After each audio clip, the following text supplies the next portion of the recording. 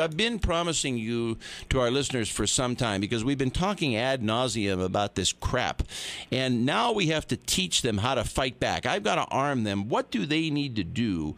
How do we secure a phone call from Intercept? You're the expert. What do we do?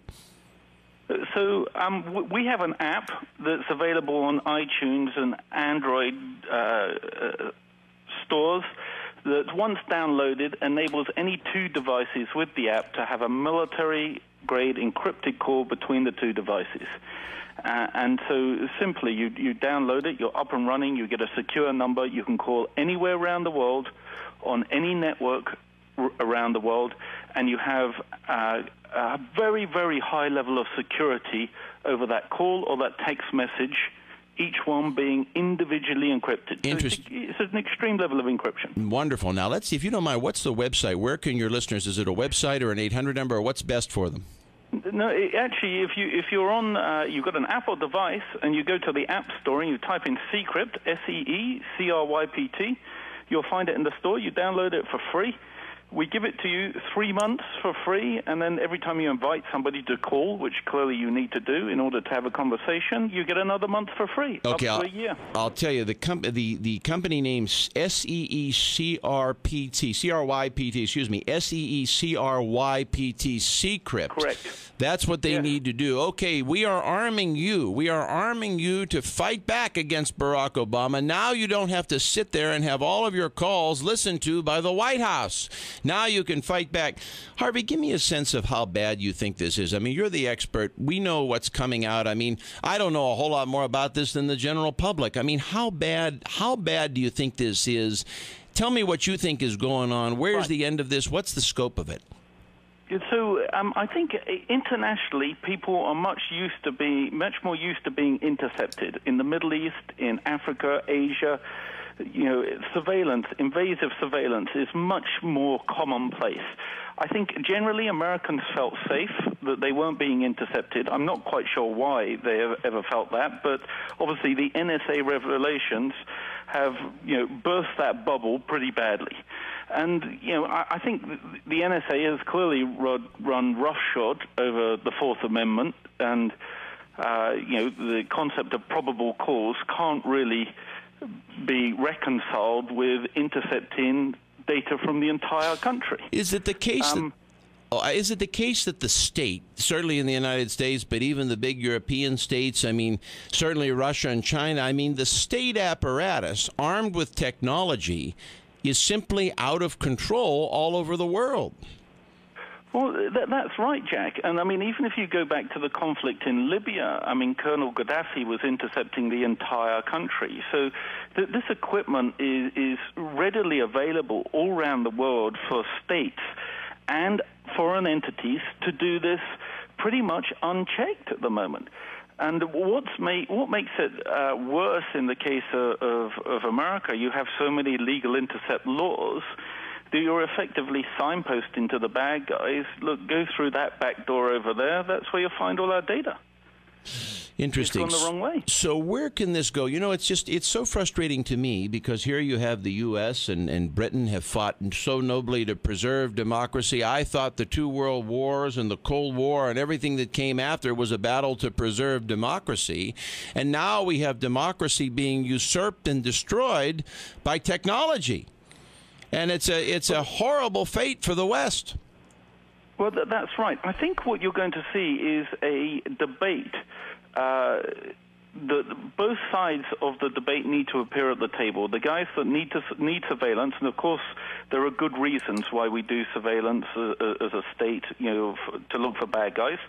But I think you're also going to see the people who are advocating privacy at the table as well now, because it's not just your domestic agencies that are surveilling you. There's a wave of international cyber threat. And if you look at companies like Lockheed Martin, one of your prestigious defense contractors, that was attacked last year by the Chinese. They ran off with military secrets. And if you can't protect companies like that, what hope does the man in the street have? So let me ask you this. Is it the case, the average person, our average listener out there in one of our 32 states where we're broadcasting, is it the case that other governments, is it just the U.S. government that's listening to his call? Could there be other foreign governments? Can you give me a sense of the scope?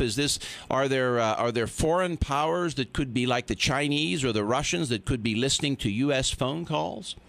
Oh, without doubt. And I think there's many studies that have shown that there's many foreign nations intercepting communications, whether they be voice, text, email, and other forms of data within the United States. And so it's happening virtually daily. Let me ask you this question. I had an incident. I run a lobbying firm, as you may know, here in the States. And I had an incident. I got into an argument with a guy, about a year ago, just a business argument.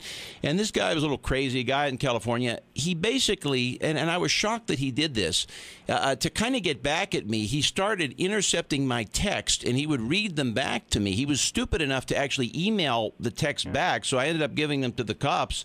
I don't even know what became of it, but he read the text back to me and then emailed me the text.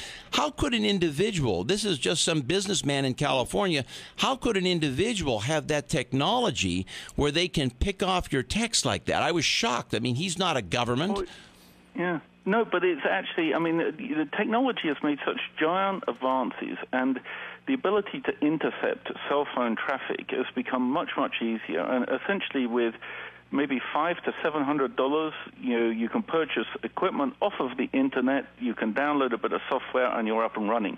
And simply, a 14-year-old kid can do this stuff. It's not that difficult to do. Anybody with $700, if there's two people out there, I don't like them, I want to listen in on all their calls, I can get $700 worth of equipment off the internet, set it up on some kind of a computer, and then tune in and basically listen to all their calls? That's right. And actually what you would do is you would spoof an ATT tower, and I stand outside your building, I spoof the tower, everybody in your building connects to my dummy tower, and then I real-time decode all of your voice and all of your text messages. And it's pretty much that easy to do. So this is fascinating, Harvey, and thank God we have another segment with you. I just want to go on with this. It's so interesting. So how can they get your equipment. Now, does that equipment protect the caller from any kind of intercept, whether from anywhere in the world? Does that basically give them blanket protection? Yeah, so our equipment is actually a software only, and it downloads to your phone, but it gives you end-to-end encryption. So the minute the data leaves your device towards the cell phone tower, it's highly encrypted. Now, it's fair to say, Jack, no encryption is foolproof. It's a mathematical key. So if you have NSA-style computing power, you can break it with time. But to also put that in context, if you're an average country, let's say Spain, you could be there 30, 40, 50 years breaking a single call. So it's strong, but it's not NSA-proof in the extreme. Harvey Boulter, thank you so much. And remember, Seecrypt, SEECRYPT.com. Go on to Seecrypt.com, and you can protect your phone calls.